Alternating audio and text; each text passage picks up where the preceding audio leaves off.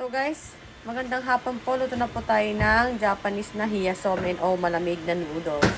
Umpisahan po natin hiwain ito. So nahiwa na po natin siya ng ganyan. Next na po tayo. Ilagay mo natin siya sa plate. Yan. Tapos 4 na itlog po. Haluin natin. Nilagyan ko na siya ng konting asin. So ipipilito lang po natin siya ng ganyan. Yan. Wag po natin siyang ihahalo o hahaluin. Hayaan po natin siya ng gumanyan. Ikalat po natin siya. Yan. Ganyan, ikalat. Yan, kinakalat po siya. Hanggang dito. Yan. Para kumalat siya, para humaba. Lalo lumaki yung tingnan. So, hayaan lang po natin siya dahil hindi ko na siya ibabaliktad na maluto. Dahil manipis naman siya. Yung cutting board, nilagyan po natin ng kitchen paper. At dahil tapos na siya, ilagay na natin siya dito. Yan po para po masipsip po ang mantika. Pupunasan po para mawala ang mantika niya, masipsip. Yan, sipsip na ang mantika. Wala na siyang mantika. Then, i-fold po natin siya ng 3 fold. Ganyan. Ang init. Ang ginet, 3 fold. So, pag na-fold na siya ng 3, hihiwain na po natin siya ng manipis. Ayan po, nahiwa na po siya. So, tignan natin kung paano yan, di ba? Para siya naging pansit, ang haba. Ganyan na po ang halabasan niya. Yan. At ayan na, so na-transfer ko na. Go to the next na po tayo. So, next na po natin ang paggawa ng ebi tempura or shrimp tempura. Dahil mainit na yung kalan. Lagyan na natin siya. Ayan na po ang tempura. Lagyan na natin siya ng asin para may lasa. Diba? At dahil luto na po ang ating tempura shrimp, ilagay na po natin sa plate. I-set aside na po natin siya. So, naset na po natin siya dyan sa plate. So, next naman po tayo sa tempura na fish. Tempura fish. 3 po siya. Diba? I-slice po natin siya, ha? Yan, ihalo lang natin siya sa pinagamitan ng shrimp kanina. Ihalo lang po yan. So, pirito na natin. Diba? So, yan na po siya. Wait lang na po natin siyang mag-brown sa ilalim bago ibaliktad. Lagyan din po natin siya ng asin. So, yan na baliktad na. Hintayin po natin siya ulit mag-brown.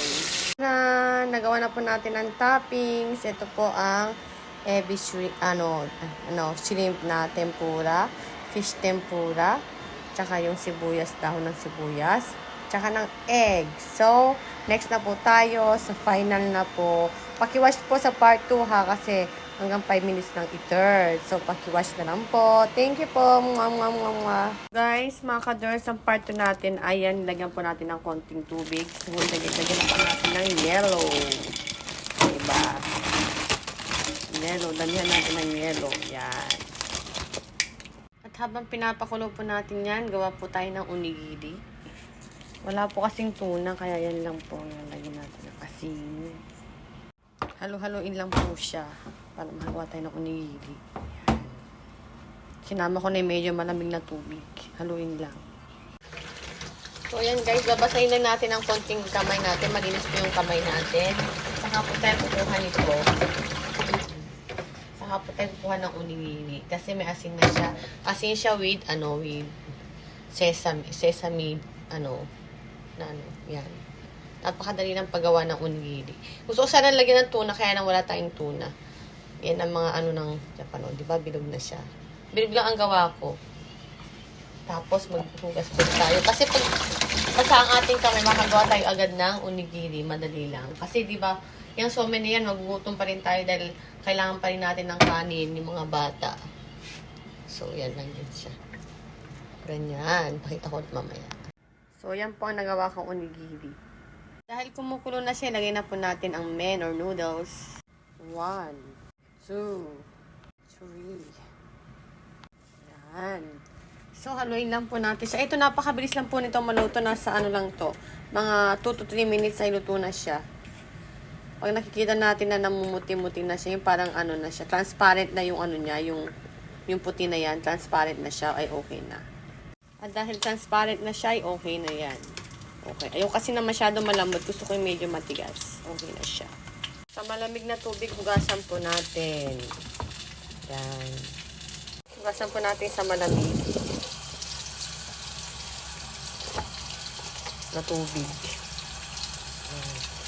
Kasi maalat siya eh. Dapat linisin yan. Alisin yung alat niya. So, i-transfer na po natin siya sa malamig. Yan. Kita nyo guys yung yelo. Kita nyo yan. Kita nyo yung yelo. Para lumamig siya ng malamig na malamig. So, ayan na po ang aming ulam for today. Diba?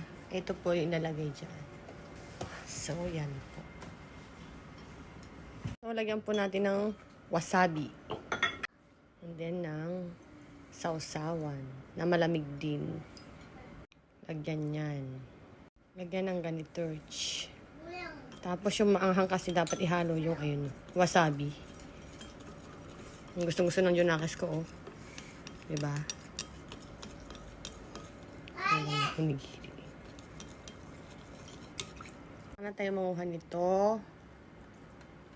Then, isaw-saw dyan. Then, kainin. Diba? So, ganito po, guys.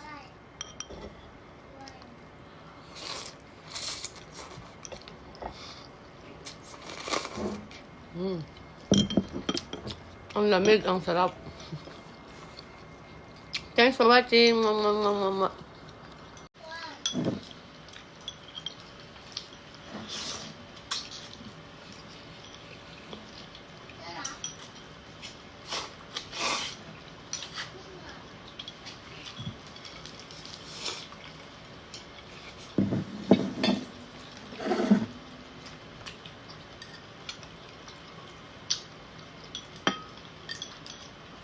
Sausage. Sarap.